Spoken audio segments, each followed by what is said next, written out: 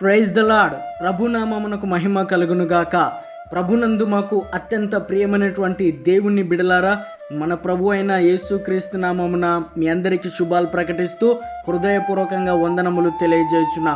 ఈరోజు మనం పరిశుద్ధ గ్రంథములో నుండి అద్భుతమైనటువంటి వ్యక్తి సాంసోను జీవిత గాథను మనం తెలుసుకుందాం. సాంసోను అనేటువంటి వ్యక్తి ఒక సాధారణ మనిషి కాదు. దేవుని చేతిలో వాడబడేటువంటి ఒక అద్భుతమైనటువంటి బలవంతుడు మరియు న్యాయాధిపతులలో ఒకడు. అతని బలం, సాహసం, విజయాలు, అలాగే అతడు చేసినటువంటి తప్పులు మనం ఈరోజు ఈ వీడియో ద్వారా చూడబోతున్నాం మరియు వినబోతున్నాం. మొదటగా నెంబర్ 1, సంసోను తల్లిదండ్రులు మరియు పుట్టుక.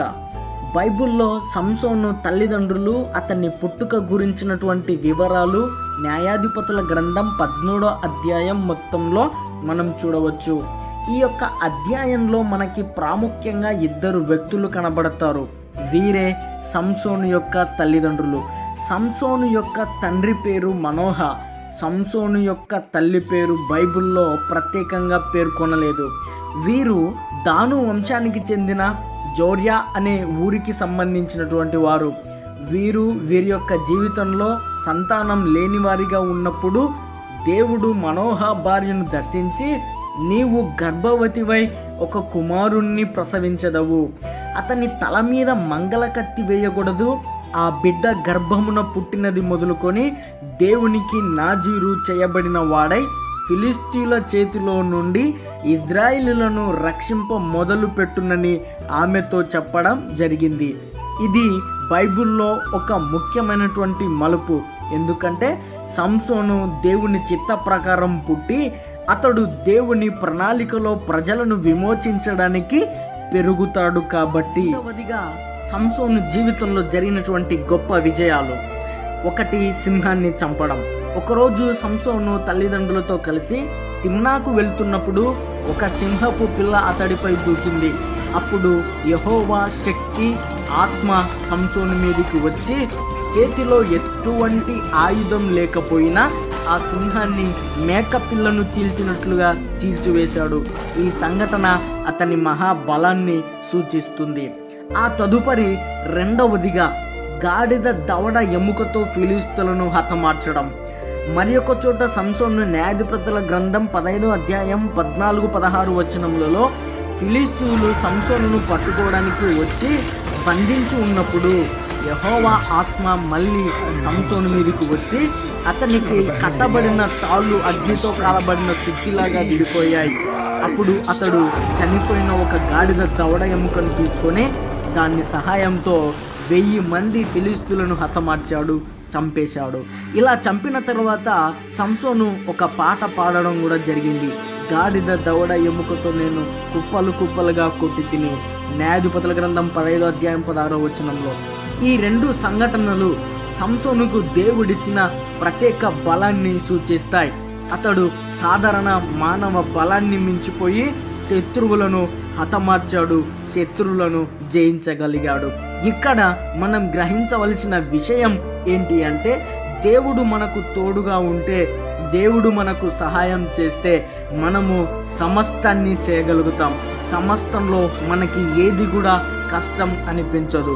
సంసోను జీవితంలో కూడా సింహాన్ని చంపడం, గాడిద దవడ ఎముకలతో ఫిలిస్తీయులను హతమార్చడం అనేటువంటిది దేవుని యొక్క అనుగ్రహం, దేవుని యొక్క సహాయం. మూడవదిగా దెలీలా కథనం మరియు సంసోను పతనం. దెలీలా ఒక ఫిలిస్తీయురాలు. ఈమె ఫిలిస్తీయుల ప్రాంతమైన సోరెక్ అనేటువంటి లోయలో నివసించేది. ఫిలిస్తీయులు సంసోనును హతం చేయుటకు దెలీలాను ఒక సాధనంగా వాడుకున్నారు. ఈమెకు 1100 వెండి నాణేల బహుమతి కూడా వాగ్దానం చేశారు. కానీ ఈ విషయం సంసోనుకి తెలియదు. సంసోను అప్పటికే దెలీలాతో ప్రేమలో ఉండడం జరిగింది కాబట్టి సంసోను ఈ విషయాన్ని గ్రహించలేకపోయాడు. కానీ దెలీలా ఎప్పటికప్పుడు సంసోనులో ఉన్నటువంటి బలం ఎక్కడి నుండి వస్తుందో తెలుసుకోవడానికి పదే అతనిని 3 సార్లు అడగడం జరిగింది. అయినప్పటికీ సంసోను 3 సార్లు అబద్ధం చెప్పడం జరిగింది. కానీ 4వసారి దెలీలా ఎడతెగని వేధింపుల తరువాత అతడు నిజం చెప్పడం జరిగింది.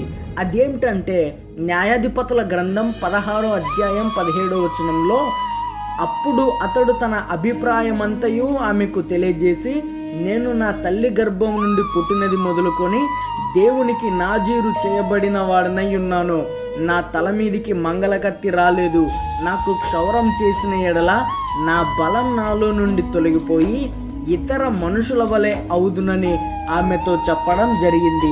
దెలీలా వెంటనే ఈ వర్తమానం ఫిలిష్తీయుల సర్దారులకు పంపి అతని తల వెంట్రుకలు సంసోను నిద్రించుచున్నప్పుడు కత్తిరించడం జరిగింది. సంసోనుడు బలహీనుడైపోయాడు. ఫిలిష్తీయులు అతనిని పట్టుకొని బంధించి అతన్ని కళ్ళు ఊడదీయడం జరిగింది. దెలీలా డబ్బు కోసం ప్రేమను పరిత్యజించిందని బైబిల్ చెప్తుంది. ఈ కథ ప్రలోభాల పట్ల జాగ్రత్త మరియు విశ్వాసఘాతకం పట్ల హెచ్చరిక అని మనం గ్రహించాలి. దెలీలా గురించి తర్వాత బైబిల్లో ఎక్కడా చెప్పబడలేదు. ఆమె ఏమైందో వివరాలు లేవు. కానీ ఎప్పటికీ ఈ కథ విశ్వాసం, బలం, మోసం గురించి హెచ్చరిస్తుంది. ఆ తదుపరి చివరగా సంసోను చివరి విజయం, బలమైనటువంటి విజయం, గొప్ప విజయం ఏంటంటే, సంసోను ఫిలిష్తీయుల ఆలయంలో బంధింపబడి ఉన్నప్పుడు మరొకసారి దేవునికి ప్రార్థించాడు. కత్తిరింపబడిన తల వెంట్రుకలు సంసోనికి మరలా పెరగడం మొదలయ్యాయి. అతనికి బలం మళ్ళీ వచ్చింది. ఈ బలంతో 2 పెద్ద స్తంభాలను తోసి ఆలయం కూల్చి తనతో పాటు శత్రువులను కూడా నాశనం చేశాడు. అతడు తన మరణంతోనూ శత్రువులను ఓడించగలిగాడు.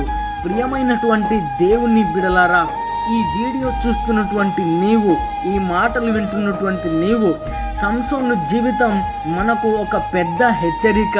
బలం ఉన్నప్పటికీ దేవుని మార్గం నుంచి దూరమైతే పతనమైపోతాం. దేవుని యొక్క కృపను కాపాడుకోవడం, విశ్వాసంతో, విధేయతతో, భయభక్తులతో జీవించడం మన ఆధ్యాత్మిక జీవన విధానాలకు చాలా అవసరం. కాబట్టి ఈరోజు సంసోను జీవితంలో జరిగినటువంటి సంఘటనలు ఏవైతే ఉన్నాయో వాటిని మన ఆధ్యాత్మిక జీవన విధానాలలో పరిశీలించుకోవాలా.